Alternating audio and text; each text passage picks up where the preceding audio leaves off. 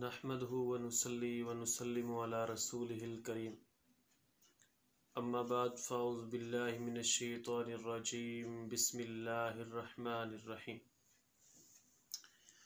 اهدنا الصراط المستقيم صدقت يا رب العالمين قال الله تبارك وتعالى في شان حبيبه مخبرا وآمرا ان الله وملائكته يصلون على النبي یا ایہا الذین آمنوا صلوا علیہ وسلموا تسلیما الصلاۃ والسلام علیک یا سیدی یا رسول اللہ وعلی آلک واصحابک یا سیدی یا حبیب اللہ۔ بندہ پروردگارم، امت احمد نبی، دوست دار چہار یارم، تابع اولاد علی، مذہب حنفیہ دارم، ملت حضرت خلیل، خاک پائے غوث اعظم، زیر سایہ ہر ولی۔ ناظرین کرام، درس قرآن مجید اللہ رب العزت کے فضل و کرم سے ہمارا جاری و ساری ہے۔ تو آج ہم چوتھا درس پڑھیں گے۔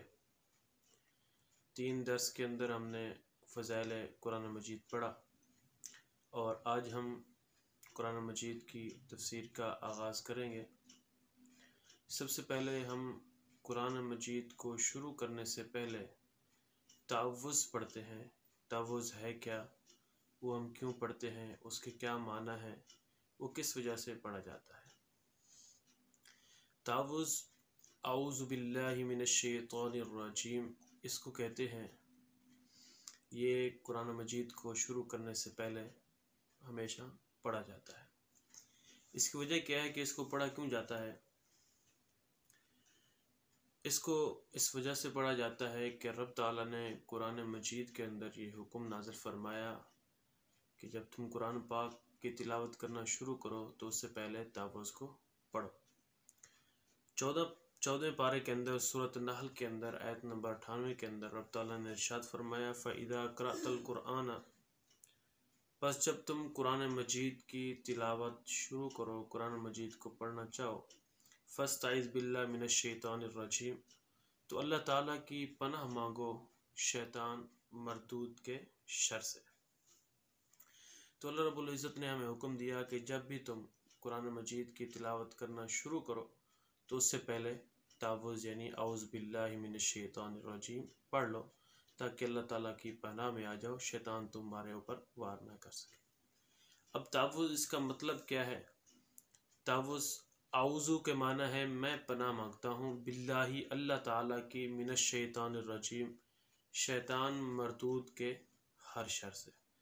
مراد یہ ہے کہ شیطان مردود مجھ پر وار کرنا چاہتا ہے، تو میں ان وار سے بچنے کے لیے اللہ تعالیٰ کی پناہ میں آتا ہوں۔ تو جب میں اللہ تعالیٰ سے یہ مدد مانگ رہا ہوں کہ یا اللہ شیطان مردود کے شر سے میں آپ کی پناہ میں آتا ہوں، تو پھر میں اس وقت اللہ تعالیٰ کی حفاظت میں چلا جاتا ہوں، شیطان مردود میرے اوپر وار نہیں کر سکتا، میں محفوظ ہو جاتا ہوں۔ اسی طرح ایک اور مقام کے اوپر رب تعالیٰ نے ارشاد فرمایا پارہ نمبر 18 کے اندر سورۃ مومنون کے اندر آیت نمبر 97 کے اندر قُلْ رَبِّ اعوذ بِکَ مِنْ ہَمَزَاتِ الشَّیَاطِینِ، کل آپ کہتے ہیں کہ اے میرے رب میں تیری پناہ مانگتا ہوں شیاطین کے وسوسوں سے۔ اس میں یہ بھی درس ہے کہ قرآن مجید فرقان حمید کی تلاوت شروع کرنے سے پہلے ہمیں اعوذ باللہ من الشیطان الرجیم پڑھ لینی چاہیے۔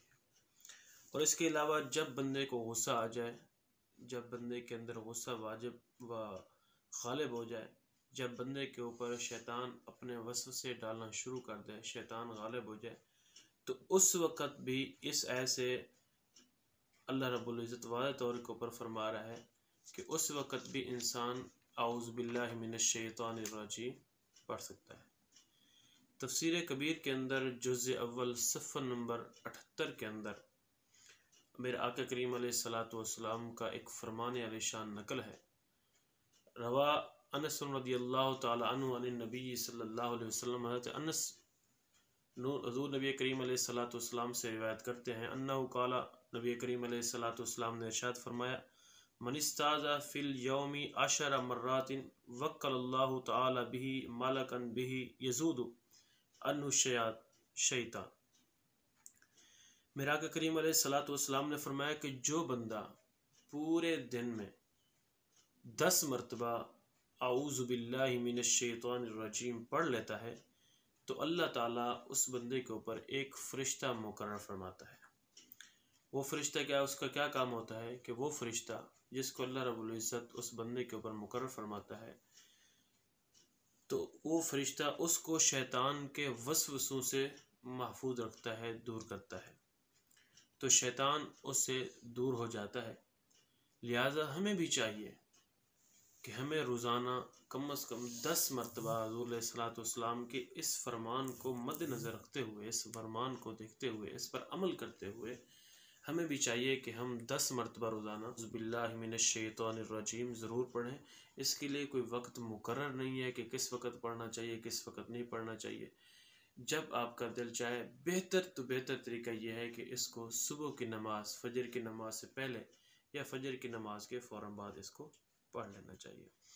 क्योंकि जब इंसान को गुस्सा आता है तो उस वक़्त इंसान की अक्ल के ऊपर शैतान गालिब आ जाता है, तो उस गुस्से की वजह से न जाने इंसान कितनी गलतियां कर बैठता है, इंसान को पता नहीं होता। इंसान दुनियावी भी काम में खलत मलत कर डालता है और दीनी काम के अंदर भी बहुत सारी गलतियां कर लेता है। तो इन सब चीज़ों से बचने के लिए तो चाहिए उसको कि वो जनाब आउज़ बिल्लाहि मिनश शैतानिर रजीम पढ़े, और इस हदीस शरीफ पर भी अमल हो जाएगा और ये हमारा ज़िंदगी का मामूल भी हो जाएगा, वजीफ़ा भी बन जाएगा और हम शैतान के वसू से हमेशा महफूज हो जाएंगे। और इसके साथ साथ एक और वजीफ़ा भी शैतान के वसवसों से महफूज होने के बारे में हमें हदीस के अंदर बताया गया है। हुज़ूर नबी करीम अलैहिस्सलाम ने फरमाया कि सुबह की नमाज से पहले या सुबह की नमाज के बाद अगर कोई बंदा 11 मरतबा सूरत इखलास शरीफ पढ़ लेता है तो वो भी शैतान के वसवसों से महफूज रहता है। किस तरीके से पढ़ने चाहिए? सबसे पहले आउज़ बिल्लाहि मिनश शैतानिर रजीम बिस्मिल्लाह आउज़ बिल्लाह पढ़ कर उसके बाद ला हौला वला कुव्वता इल्ला बिल्लाहिल अलिय्यिल अज़ीम, उसके बाद सूरह इखलास शरीफ। ये 11 मरतबा जो बंदा पढ़ता है तो वो बंदा शैतान के वसवसों से महफूज रहता है। अल-मुसन्नफ़ पहली जल्द के अंदर सफ़ा नंबर 85 के अंदर हज़रत उस्मान बिन आस रज़ियल्लाहु तआला अन्हु आप फरमाते हैं कि मैंने अर्ज़ किया, या रसूलल्लाह सल्लल्लाहु अलैहि वसल्लम, जब मैं तिलावत करता हूँ तो उस वक़्त शैतान गालिब हो जाता है, वो मुझे तिलावत नहीं करने देता, मेरी तिलावत के दौरान हैल हो जाता है, तो मैं क्या करूँ? तो नबी करीम अलैहिस्सलाम ने इरशाद फरमाया कि उस शैतान का नाम जो तिलावत के दौरान आपके ऊपर गालिब आ जाता है, हैल हो जाता है, उस शैतान का नाम खंज़ब है। तो जब तू उसे महसूस करे कि वो शैतान अब आ गया है, तेरे ऊपर गलबा कर रहा है, तो तू उल्टी जानिब थूक दे। तो अब देखें मुहद्दिसीन मुहक्किकीन ये फरमाते हैं कि इस थूकने से मुराद ये नहीं कि इंसान थूक दे, बल्कि इससे मुराद ये है कि उल्टी जानिब आके थू थू से 3 मरतबा बंदा कर दे। इस तरह करने से शैतान दूर हो जाता है।